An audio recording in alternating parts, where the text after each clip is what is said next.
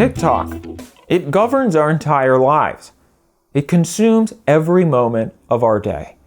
It's infested everything we know and love and will never escape its clutches on our society. Right now, you're probably thinking about teenagers twerking. But the TikTok I'm talking about destroyed human civilization thousands of years before we had phones. I'm talking, of course, about time. In many ways, you can think of time as the first ever app. Archaeological evidence suggests that timekeeping was invented around 5,000 years ago by the Babylonians and the Egyptians. And it makes sense why.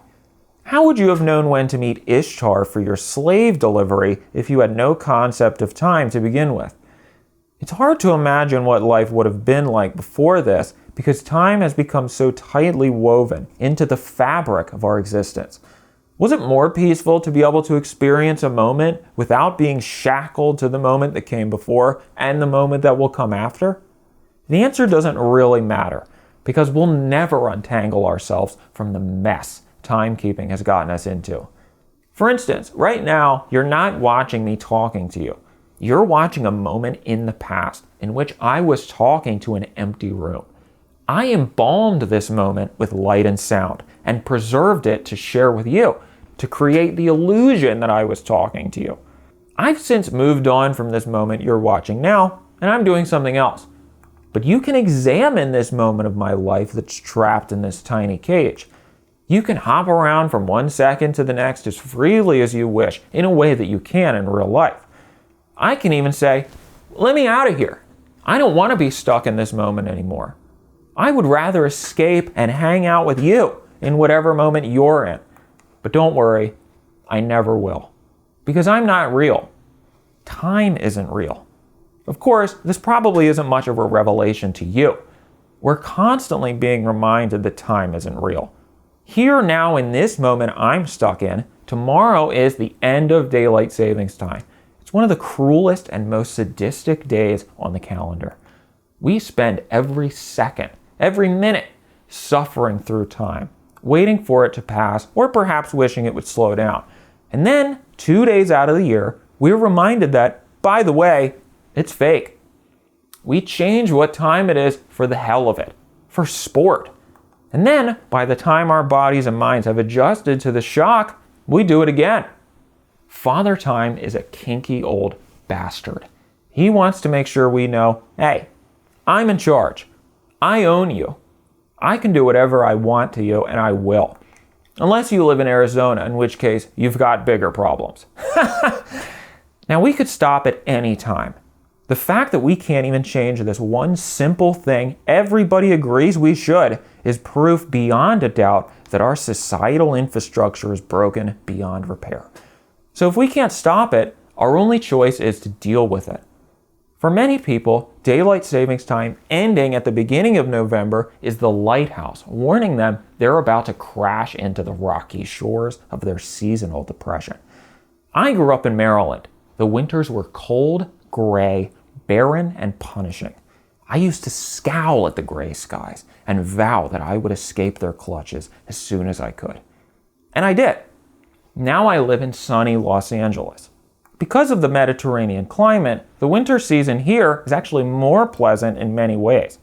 On an average January day in Southern California, the sun is shining, the rolling hills are lush and green, and the only thing you'd need a snow shovel for is to hit the person who's currently mugging you. And yet, I still find myself depressed. The sun may be out, but it's weak and pale. By the time you pack your bags to enjoy this perfect weather, the sun's already gone down. Now, many people don't have this problem. They like experiencing 4 seasons. They like the variety. And I don't blame them. If you have a boring, terrible life, you'd value change anywhere you could get it to. If you waste your day on the computer looking at cartoons having sex with each other, of course you'd prefer the darkness, because you don't want the sunlight to eliminate the fact that you're a loser. But what are the rest of us to do? For those of us who feel most comfortable in flip-flops and tank tops, what are our options? There aren't many. We could move to the equator, where the sun stays in the same place all year long, in which case you better start learning Spanish. We could spend half a year in the northern hemisphere and the other half in the southern hemisphere, which would give us the option to eliminate winter entirely, but keep the far more pleasant fall and springtime in a cycle of perpetual summer. But let's face it, most of us can't even afford one apartment. This leaves us with only one remaining option: resigning ourselves to an existence of suffering. Hucksters may sell you snake oil to take the edge off, like sun lamps and supplements. But if you're stupid enough to believe that those would do anything, I envy the bliss through which you're able to live your life. Because at the end of the day, we're trapped. Time is only a means through which we interpret the conditions around us. Now, if you disagree with the points I've made so far, hopefully you'll at least agree with me on one thing. We live on planet Earth. If you find yourself disputing that, I recommend checking yourself into the nearest mental hospital. And Earth, in many ways, is a prison.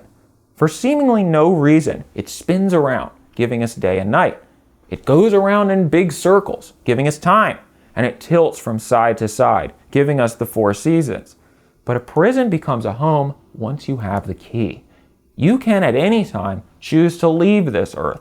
But if you're watching this video, that means, for some reason, you haven't yet. In many ways, that is a miracle.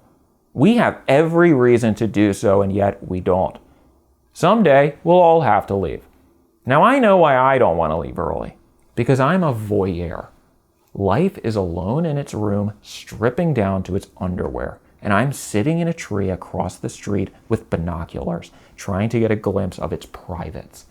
Nothing excites me more than watching and seeing what it does, even if it doesn't pay any attention to me at all. Even if it doesn't know I'm there, I'm still just as aroused. Because that never mattered to begin with. One day, I'll fall out of this tree and crack my skull on a fire hydrant, and I'll fade back into the eternal darkness from which I came.